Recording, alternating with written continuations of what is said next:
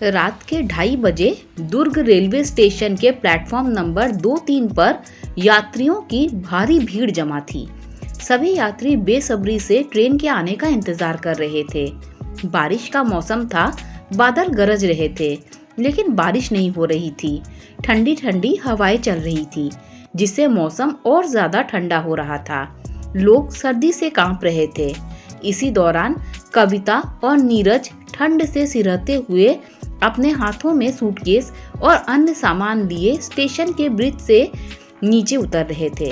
वे आपस में बातें करते हुए प्लेटफॉर्म की ओर बढ़ रहे थे। कविता ने साड़ी के पल्लू से अपना मुंह ढक रखा था, जबकि नीरज ने रुमाल से। कविता फुसफुसाते हुए नीरज से कहती है, नीरज, लोगों की तरफ देखना मत। तुम्हारी पर्सनैलिटी को देखकर भी पहचान सकते हैं, इसीलिए सर नीचे करके चलते रहो। नीरज सिर हिलाते हुए कहता है, मुझे मालूम है।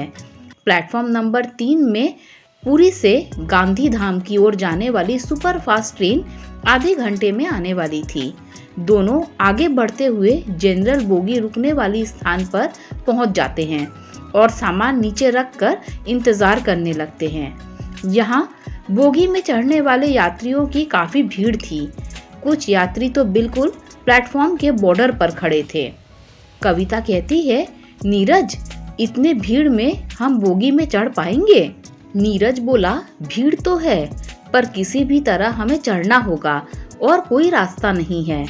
कविता सुनकर चुप हो जाती है और थोड़ी देर बाद उदास मन से कहती है, नीरज, आखिर मैंने तुम्हें पाने के लिए अपना घर द्वार और बच्चों को छोड़कर आई हूँ। बस रुक रुक कर राहुल की याद आ रही है। नीरज कहता है, हाँ आएगी, छोटा है ना। देखो कविता, अभी भी मौका है, सोच लो। अभी भी कुछ नहीं बिगड़ा है। घर में सब सो रहे होंगे। ऑटो में बैठा दूंगा, वापस जाकर कोई भी बहाना बना देना।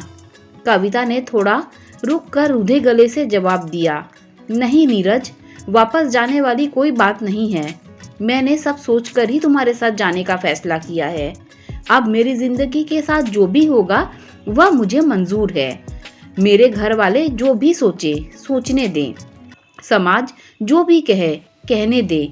बच्चों को अभी भूल नहीं पा रही हूँ, पर धीरे धीरे उन्हें भूलने की कोशिश करूँगी। कविता ने आगे कहा, मैंने तुम्हारे प्यार के भरोसे इतना बड़ा निर्णय लिया है। बच्चे बड़े होकर मेरे बारे में क्या सोचेंगे, इसकी मुझे अब कोई परवाह नहीं है।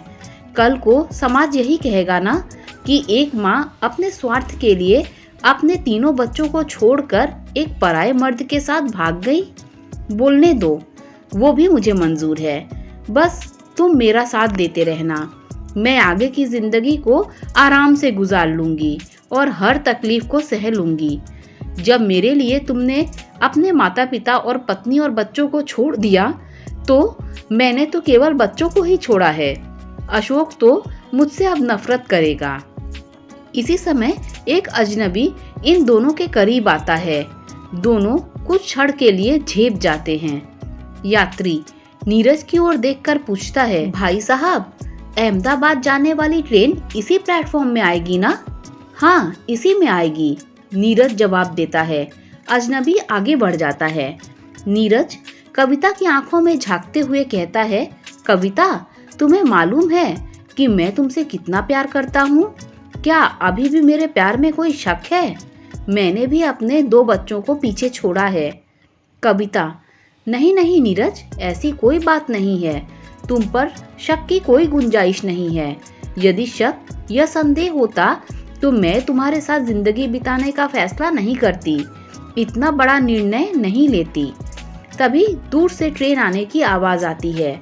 नीरज और कविता एक दूसरे की तरफ देखते हैं, जैसे कह रहे हो, चलो अब चलना है।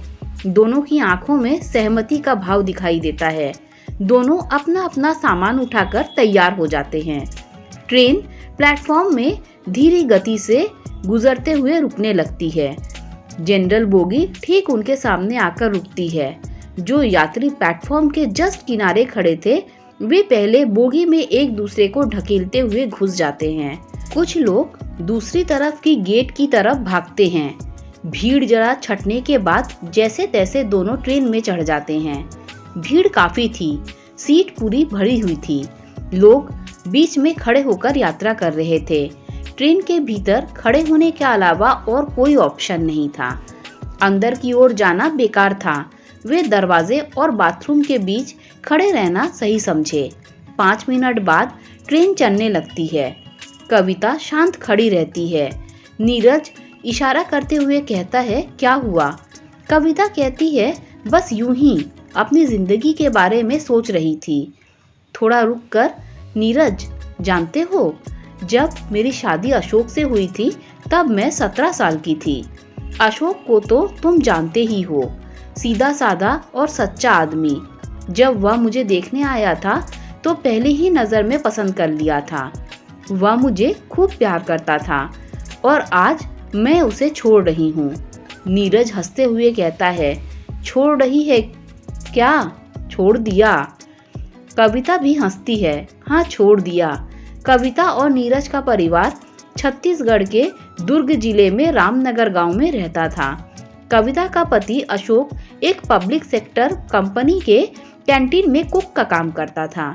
सैलरी अच्छी थी, खुशहाल जिंदगी थी। तभी एक चाय वाला चाय करता हुआ बोगी में आता है। नीरज कविता को चाय पीने का इशारा करता है। सुबह के 4:30 बजने वाले थे।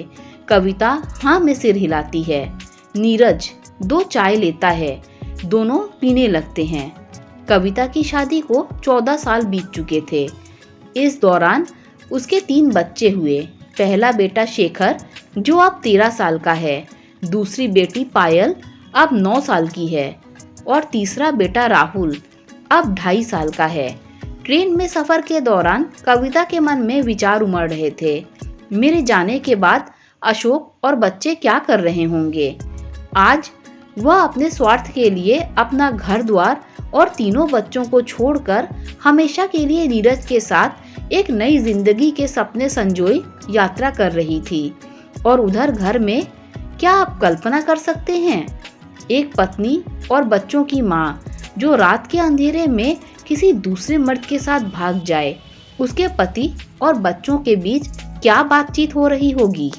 दोस्तों, एक अच्छा पति पाने के बाद भी और उससे 3 बच्चे होने के बाद भी कविता ने एक अवैध संबंध बनाया। दोस्तों, क्या उसने ठीक किया? आप कमेंट में ज़रूर बताइएगा और मेरे चैनल को सब्सक्राइब कर दीजिएगा। Thanks for watching this video.